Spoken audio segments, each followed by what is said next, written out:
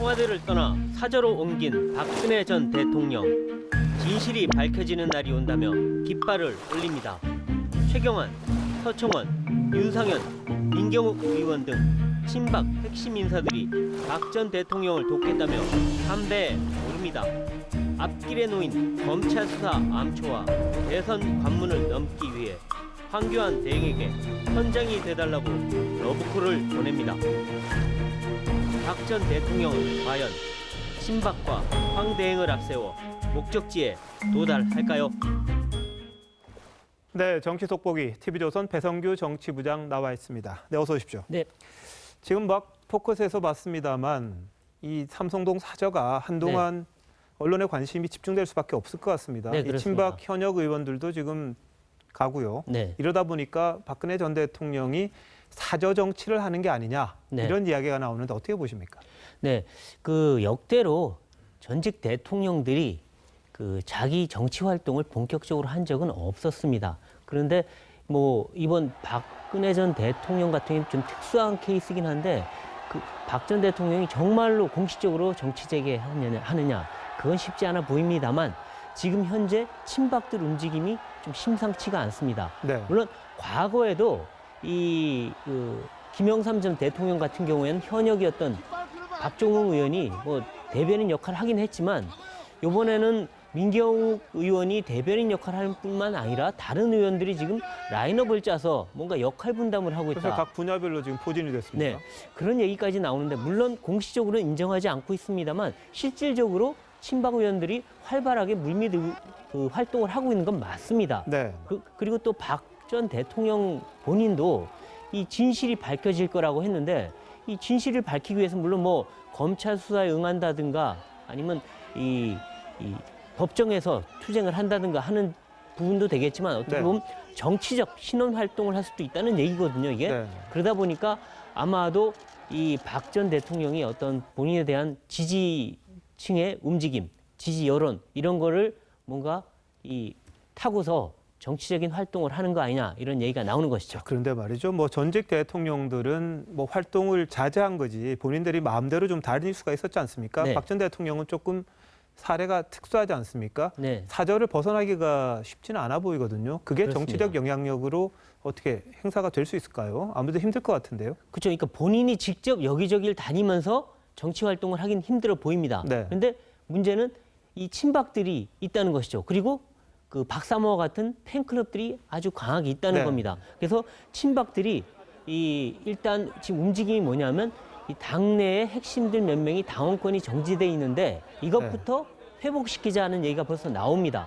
거기다가 이 임명진 비대위원장에 대한 지금 사퇴 움직임, 뭔가 공세도 뭔가 예정이 돼 있는 것 같은 느낌도 주고 있습니다. 그러니까 지도부와 친박계는 조금 차이가 있는 거죠. 지금 서로 간의 그렇죠. 의견도 지금 다르고요. 당 지도부는 오히려 친박과 거리를 두고 있는데 그 당 지도부의 힘을 빼고 친박들이 한번 정면에 나서보자. 이러면 당권을 뭔가 가져오게 되면은 이거는 친박들이 확실하게 활동할 수 있는 근거가 생기는 것이죠. 네.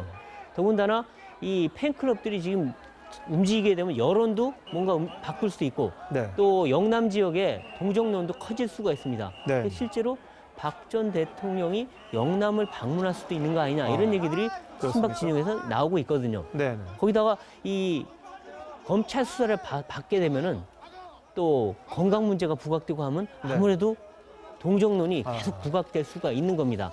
이런 것을 전체적으로 본다면은 박 전 대통령이 실제 움직이지 않아도 뭔가 여론을 움직일 수 있고 가장 중요한 건 역시 대선 주자입니다.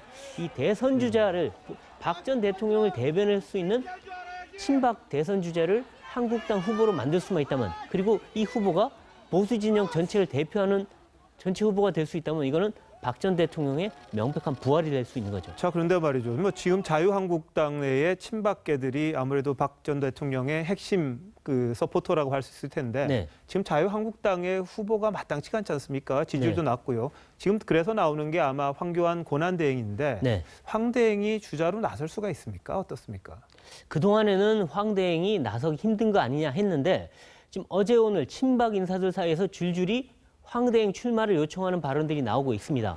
그래서 윤상현 의원 같은 경우에는 황 대행 출마를 고대하고 있다고 했고 다른 친박 의원도 황대행이 나라를 위해서 결단을 좀 해줬으면 좋겠다. 사실상 압박에 가깝습니다. 네. 그런데 뭐 당내에서는 다른 얘기도 있습니다. 예. 지도부 일부가 황대행과 접촉을 했는데 이 출마 지금으로서는 하기 힘들다 이런 반응을 보였다고 합니다. 네네. 이 안보 경제 위기 상황 그리고 대선 관리에는 해야 되는 그런 그렇죠. 상황에서 대행직 벌이기가 힘들다 이런 건데요. 관건은 박 전 대통령이 아닌가 싶습니다. 박 전 대통령이 황대행이 출마하기를 만일 기대한다면 그리고 이런 메시지가 황대행한테 전달된다면 황대행이 상당히 크게 고민할 수밖에 없는 상황입니다. 알겠습니다. 그런데 만약 황대행이 출마를 하지 않는다면 네. 뭐 대탈할까요? 아니면 뭐 다른 분이 좀 나설 수 있겠습니까? 어떻습니까? 네. 현재 일단 주목받는 주자는 홍준표 경남지사인데요. 네. 오늘도 경남에서 이미 많은 일을 했다라고 얘기를 했습니다. 사실상의 대권 출마 선언 같던데요. 그렇죠. 거의 비슷하죠. 네. 그러니까 황대행이 안 나서면 나다 이런 얘기인데 문제는 박 전 대통령과 친박이 홍 지사를 신뢰하느냐는 문제인데 그렇죠. 아직까지는 홍 지사가 친박의 대표 주자로 인식되고는 있지 않는 것 같습니다. 대통령에 대해서 약간 부정적인 말도 했습니다. 그렇죠. 부정적인 말들을 네. 많이 했고 워낙 튀는 발을 많이 하다 보니까 네. 그런데 그래서 그 대안으로 또 얘기되는 게 김태호 전 의원인데 네.